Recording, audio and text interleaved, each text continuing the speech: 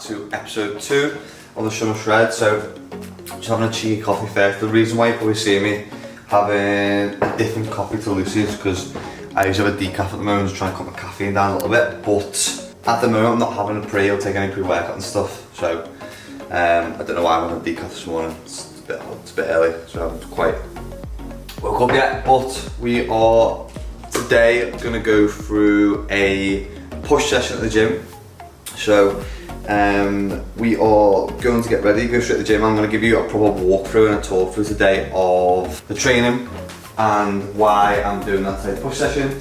And then we're also going to talk a little bit about how I'm losing weight without doing cardio. Also, just added to the kit, it's a Rody, it's the Pro Plus. I'm not sure. Pro Plus mic. So this is a new addition to the kit. I'm not going to be using that today, but I will be using it in the next episode, which is really cool. So you'll be able to hear my beautiful voice in more harmonious detail. And then yeah, I'm going to talk you through the push session, why I'm doing it. So shall catch you in the gym.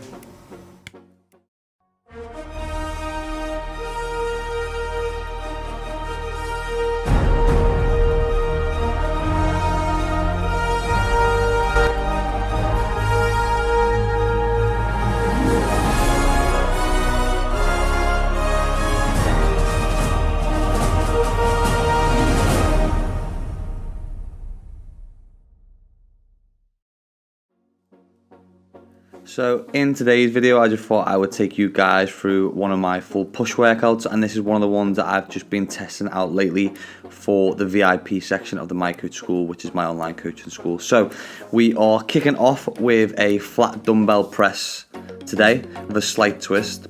So literally we are twisting the dumbbells at the top. So I'm not going as heavy today because my energy was a little bit lower, but I am really concentrating on the mind muscle connection, making sure I'm getting a full stretch through the chest, and then I am twisting at the top to get that extra squeeze and contraction at the top of the movement, so I'm feeling a lot more and getting a lot more blood flow in there, which I found was really good during this workout.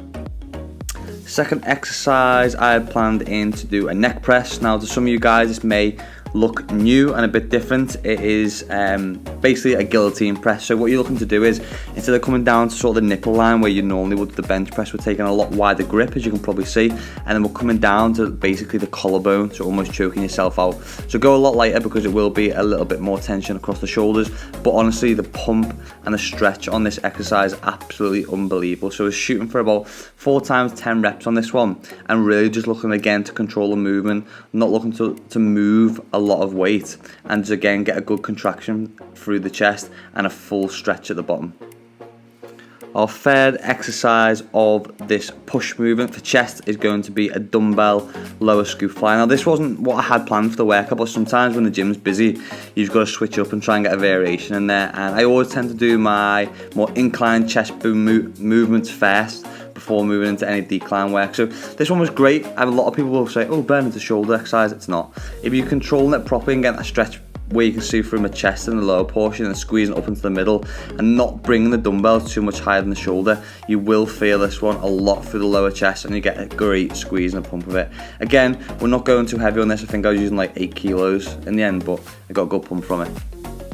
Our next exercise is going to be the first shoulder movement of this push session, just kicking off with a standard dumbbell press. And with this one, because I was going a little bit heavier, 4x8, what I am doing, which you can see on the left side of the screen here from the VIP progress tracker on my coaching website, I'm actually logging in my notes some of the weights that I'm hitting for the dumbbell press, just so again I'm progressively overloading as I go through this shredding series, and make sure that I am hitting weights and moving more weight and progressively overloading the shoulders each and every session to make sure that I am growing some muscle tissue as well as losing body fat.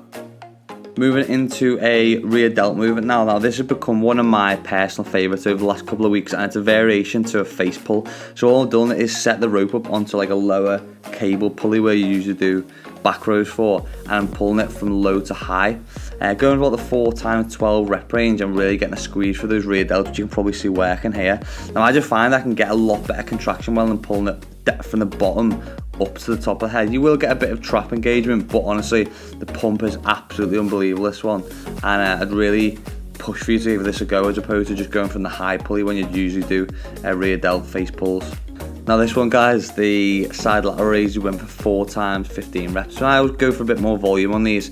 It's something that I've honestly struggled with for years in terms of feeling it through the lateral head. So if you're not someone who feels it a lot, try and slow it down a little bit, really try and retract your scapulas back, pull those traps together and push your chest up and squeeze the shoulders. Like, I don't go as far up as I used to with the height of the dumbbell, but I feel a hell of a lot more through the lateral head of my delt. It's probably one of those exercises that you see done wrong more than ever in the gym because people are just swinging up with the traps.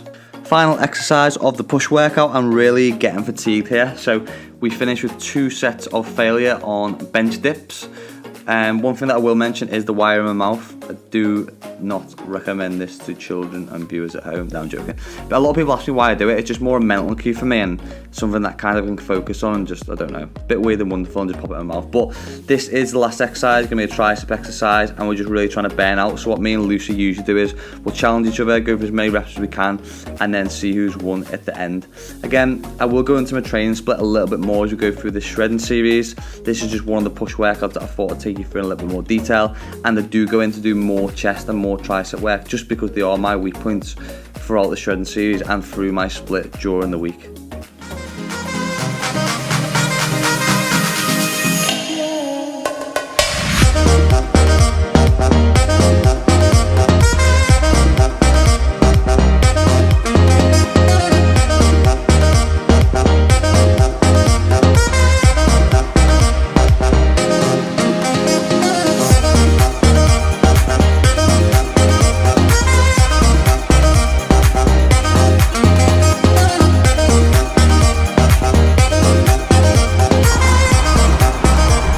Workout in the bag. That was one of those sessions which was like one of them you're just trying to get through because you've got a little bit of low energy, and no matter how quick you try and do it, it just takes a while, doesn't it? It was a grind, that session. Yeah, it was. But whenever you are filming as well, it always takes a lot longer, doesn't it, to get through the sessions and stuff. So it was one of those. But we are back at the office because we got the big VIP launch on the website this week, so we're going to jump into our office and kind of not give you a day in life in because we're not MTV Cribs, but just a little look around our office. I believe Sam, our creative guy, is in there at the moment now, so she's going to shoot up into the office and take a look.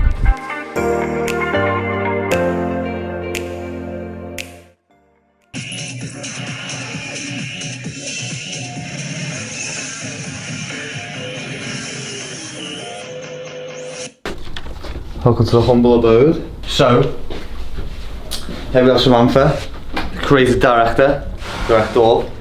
Here we have King Cole's desk, i.e. me. And then here we have our new member of staff who's off today, part-timer, Katie, who's just joined us this week. Here we have someone who sits here and do an awful lot. I don't know what her name is. She has all the plants. Yeah, and she lives in a rainforest. Can't remember what her name is. Oh, Miss Lizzie Davis. Here we have a little kitchen utensils area full of Diet Pepsis, 3Ds. This is the best bit though, isn't Hashtag it? not an ad. This is my favourite section. Wow. So that's the kitchen area, and then over here have the stand-up desk. It's quite cool. So I was actually speaking to someone who's talking about a quote just whilst we're on the reference of fat loss and cardio, that if you stand up, I think it's for a month at a stand-up desk, is the equivalent to running a marathon. So put that one in your diary in terms of when you're looking at getting your steps up and your daily activity, stand-up desk. Because I know you can get like some little ones, can't you, which you can put your laptop on top of a desk, so you don't have to actually buy a stand-up desk. On another note, Ghost, just bought this one today, haven't we?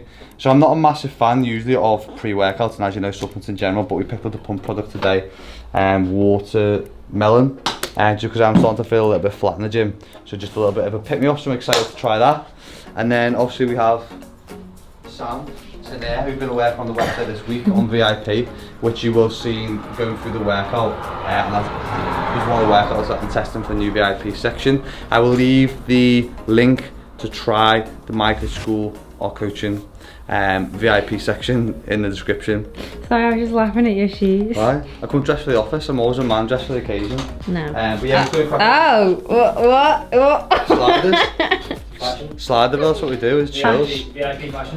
VIP sliders. But yeah, we're just going to crack off some work. So wait, you missed the most important desk. We've got the YouTube section, which is what we're recording for at the moment. So I'm going to sit down here in a minute and tell you all about what I've been doing training wise and what I've been doing cardio wise and what we're doing through this fat loss phase. So now for the juicy bit. How do you lose weight, or how do you lose body fat without doing cardio? Because I think the common misconception is that you need to be including some form of cardio within your programming in order to lose weight. Now, when it comes down to the really basics of it, I'm going to keep this really simple. It's just energy intake versus energy expenditure. So pretty much food versus movement, and that's it. We're done.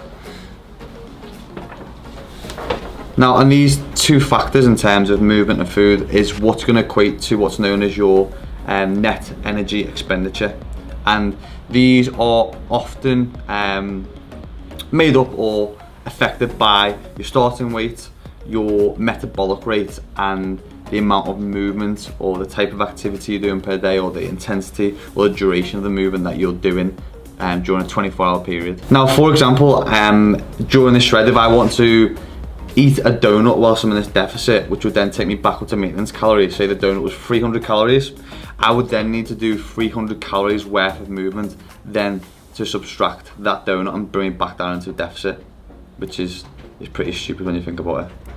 So as nice as that donut may be, you just need to work out in terms of looking at like a scales. You're going to tip the scales of net energy expenditure. Whenever you are consuming more, you will need to move more. So you can do like an hour walk and it may burn off that donut. It's completely up to you and whether you have an hour to spare during your day. Now the way that I always look at it is really simple. So for example, if you were to take your dog to the vet because it was overweight, the vet would simply say to you, stop feeding your dog as much. It's as simple as that. And it's as simple as that when it comes to humans as well. You just need to stop eating as much if you are not someone who enjoys doing cardio or who has time to do cardio in the long run. However, saying that, there is going to be a point in this shredding series where my weight will plateau. So at the moment, in the first 2 weeks, I've dropped 3 pounds, which is great. So I'm down to around 190 pound marker now. But as my weight drops, obviously when I'm moving, I'm going to be expending less because my body weight is less, and also that means my basic metabolic rate is going to be lower, so I'm going to be expending less. So therefore, I'm going to need to start increasing my activity rate as I hit this weight maintenance period in order to make sure that my weight and as a result, my body fat keeps decreasing over the shredding period. Now for me at the moment, all I've been doing over this last 2 weeks in order to drop the body fat and get to a point where I'm up to at the moment, as you've probably seen in the physique update, is just hitting 12k steps a day. So I think everyone should be trying to hit at least 8 to 10k steps a day in order to just keep healthy.